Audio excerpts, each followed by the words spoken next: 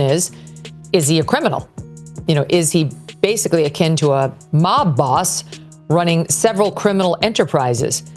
And while it's very clear to me he is a depraved, disgusting person, we have to prove that he violated the law. Before his passing, Gene Deal didn't just talk.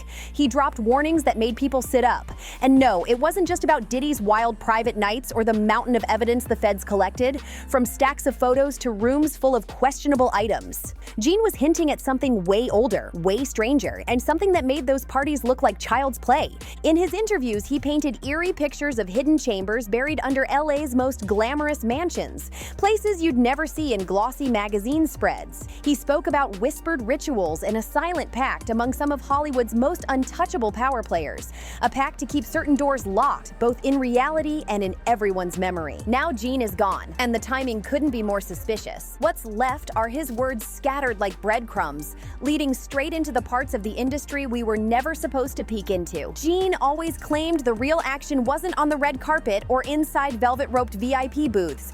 It was in the places no camera could ever reach. Interesting is the parade of celebrities who we expect to be mentioned and or called into that courtroom.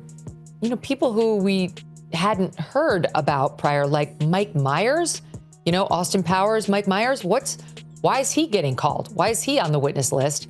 That'll be fascinating.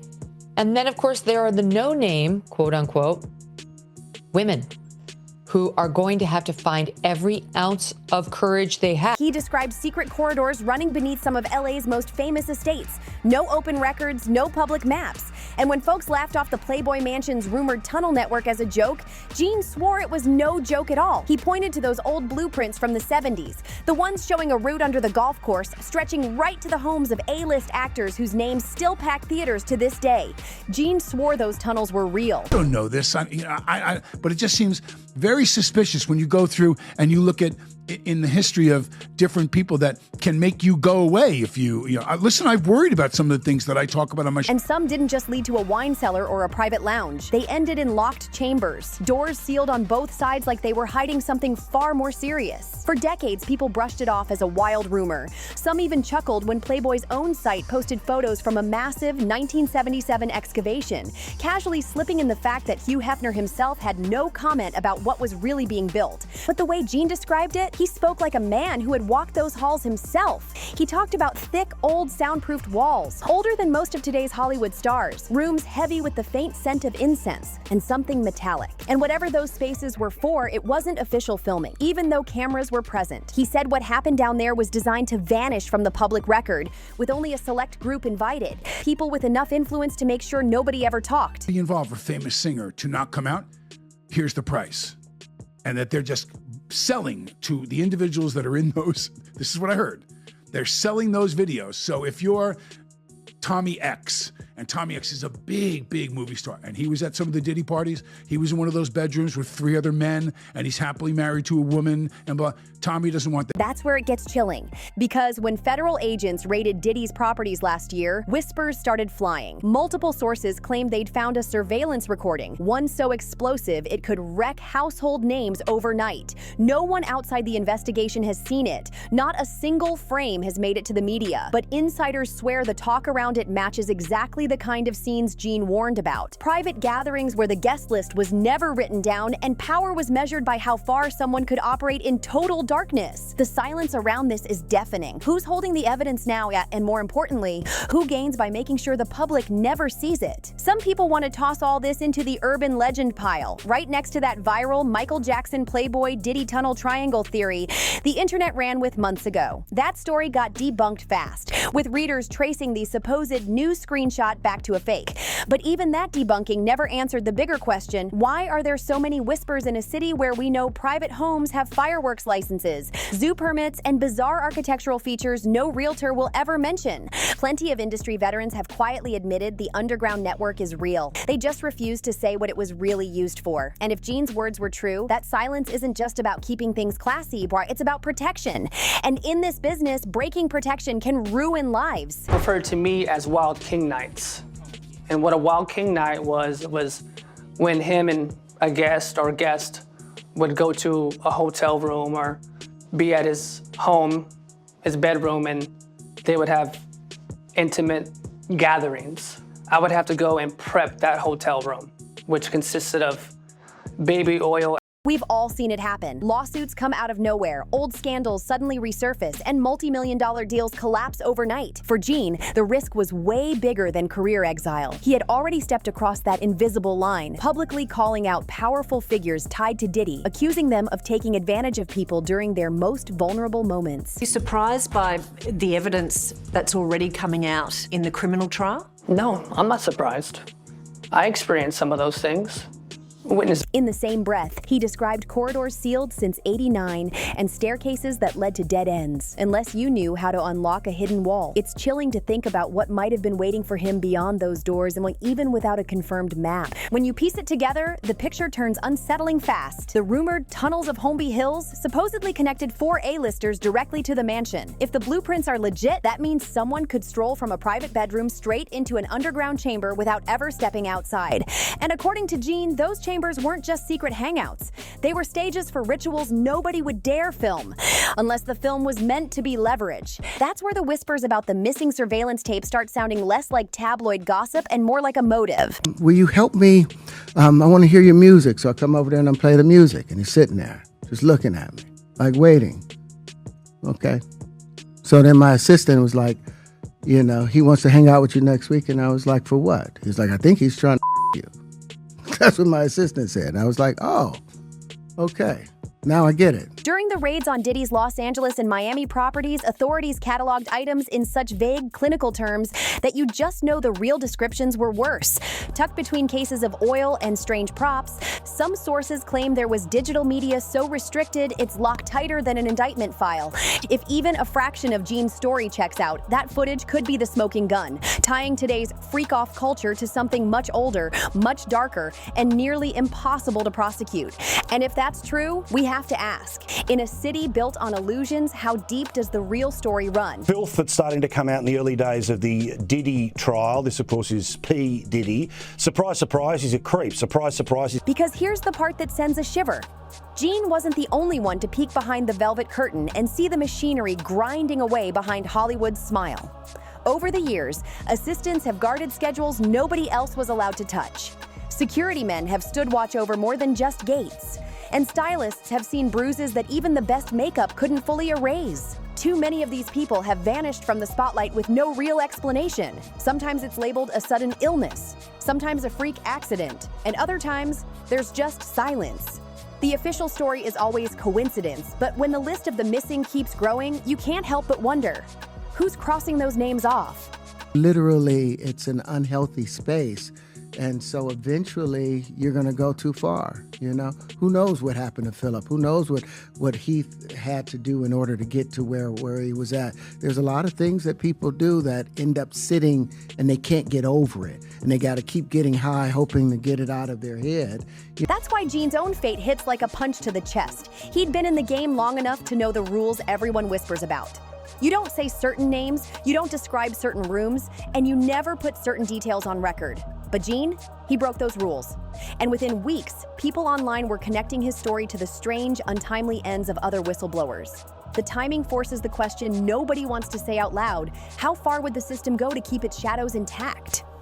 The rituals G0NE hinted at weren't champagne and confetti like people imagine when they think celebrity excess. Sources we spoke to called them staged performances, where every single item in the room held meaning. Events followed in a strict order, like a script passed down for generations. Windowless spaces built to unsettle the senses. Lighting that made it impossible to track time. Music designed to disorient. And symbols, pulled from traditions never meant to meet, woven into the scene like a hidden language. The power dynamics weren't just visible, they were the point. The few who controlled the room made sure everyone else understood the cost of entry.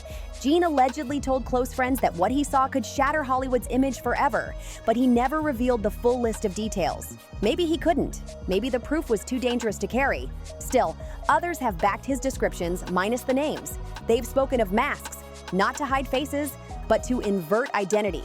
I'm sorry, I'm just like really, I'm in this moment right now. This is crazy. Sorry. People don't really know how much what it does to you when something that you love is taken from you. and thrown away like it don't even matter, and then they move on with their lives and you're stuck. You're stuck during those years. You're still stuck 21 years later. Turning a guest into someone else entirely for the night. They've described chance in languages they didn't understand, and the moment when the atmosphere flipped from indulgence to intimidation. It's hard to believe until you hear how many high-profile names are rumored to have walked those spaces. They didn't stroll in through the front door, and they never left in the same car they arrived in. There were protocols, handlers, even decoys, anything to keep the public version of their night spotless. And if any of them ever felt tempted to tell the truth, they'd have to think about the footage allegedly kept under lock and key. Footage that could crush careers, fortunes, and families in one blow, which is exactly why the missing surveillance tape rumor isn't just some throwaway gossip. If it's real, and if it shows even a sliver of what G0NE described, then this isn't just about Diddy's empire. It's about a chain reaction that could pull in A-list actors, top executives, and even politicians. Which drags us right back to the biggest question of all. Where is that tape now, and who's making sure we never see it? Is that tape locked away in some evidence vault buried under layers of legal red tape? Or is it sitting in private hands, a bargaining chip nobody wants to play until the stakes are high enough? When you look at the bigger pattern, it's almost like a script they've run 100 times. A leak surfaces. The source gets pushed to the sidelines. The material vanishes. And the story resets as if it never happened. The public forgets fast, drowned in louder headlines, but those who were really watching remember. G0NE's death broke that cycle. He had just enough credibility and just enough of a platform to make ignoring him impossible. I don't buy for a minute that he's going to prison without getting out of here somewhere and stashing $2 billion or whatever. I think he has that kind of power, meaning Sean himself. But remember, it goes a lot deeper. Even now, months later, his old interviews are still being pulled apart online. Viewers studying every pause, every glance off camera. And for the few who've managed to escape those underground worlds, G0NE's words ring too close to home.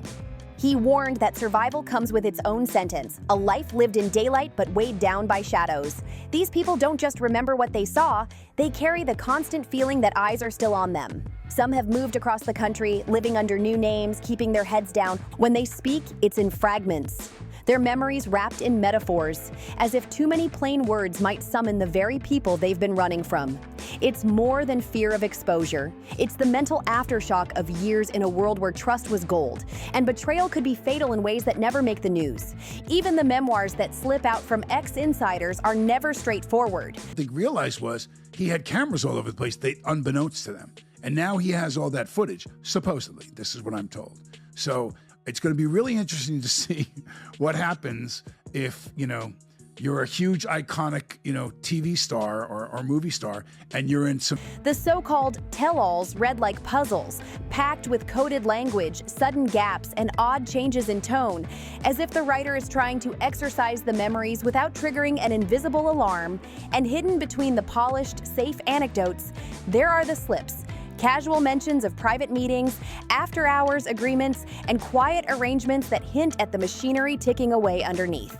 For those who know what to look for, the subtext is unmistakable, and it's in those gaps, the parts that seem too strange or too quiet, that the real truths are buried. People who've learned to read between the lines say these books don't feel like confessions at all.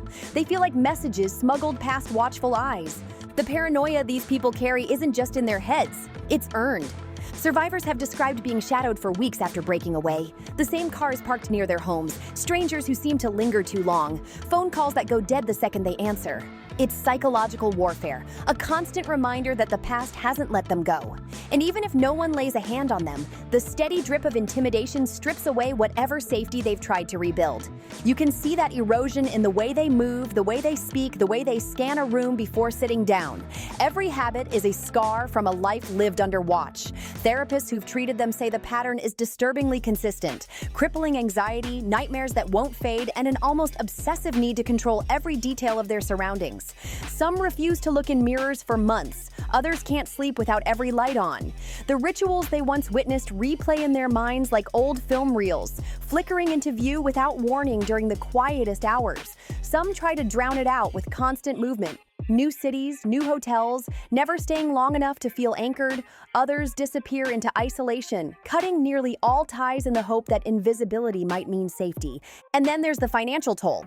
Many walked away from high-paying roles or long contracts, not just leaving behind a lifestyle, but the safety net that came with it. In industries where a single reference can decide your future, burning that bridge means no easy comeback. Some take low-profile jobs far beneath their skill set, the anonymity worth more than the paycheck. Others try starting over in new fields, only to find the whispers still follow. Quiet blacklists, persistent rumors, and a trail that never quite fades. Yet a few have turned their experiences into action, quietly joining networks of whistleblowers who trade information, track patterns, and connect dots most people can't see.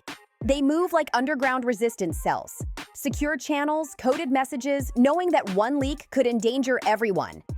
In those circles, G0NE's name still holds weight. His words are replayed, analyzed, and treated as both a rallying cry and a warning. Because here, survival isn't just about getting out, it's about carrying the truth no matter the personal cost.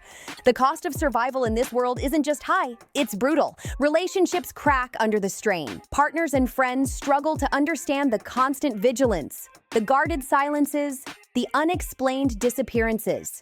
Trust becomes rare. Intimacy turns into a calculated risk. Survivors talk about moments when they almost let their guard down, only for something, a headline, an unmarked envelope, a face in the crowd, to slam the old fear right back into place. And once that fear returns, it's there to stay.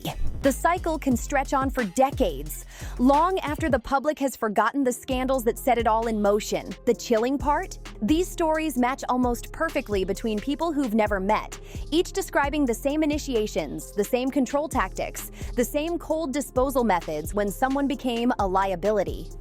The overlap is too precise to dismiss as coincidence. It's more proof that G0NE's warnings weren't random. They were pieces of a much larger, organized structure. These survivors might not name names, but together, their accounts form a mosaic more revealing than any single confession. Their lives are living proof that the machine doesn't just consume people, it changes them forever. They may have left the rooms, the hidden corridors, the shadowed stages where power was paraded like theater. But those places still live inside them, replaying without their consent. While the world debates whether G0NE's stories were truth or myth, the survivors don't get to wonder. They carry that truth in their bones. Maybe that's the quiet victory. No matter how hard these networks try to erase a person, they can't erase every ripple they leave behind. The real question is whether those ripples will merge into a wave strong enough to break the dam or fade back into the still polished surface of Hollywood's official image. If G0NE's story proves anything, it's this. In this world, truth doesn't just cost you something. It paints a target on your back. And G0NE? He walked straight into the danger and spoke anyway, leaving us with fragments of a picture we can never unsee. So now we're left staring into the dark, wondering if this is what they couldn't bury, what's still hiding in the shadows, and who's next to disappear. If you found this story as gripping as we did, make sure you like, share, and leave a comment with your thoughts. And don't forget to subscribe so you don't miss the next deep dive. Until then, stay sharp, stay aware, and keep your eyes open.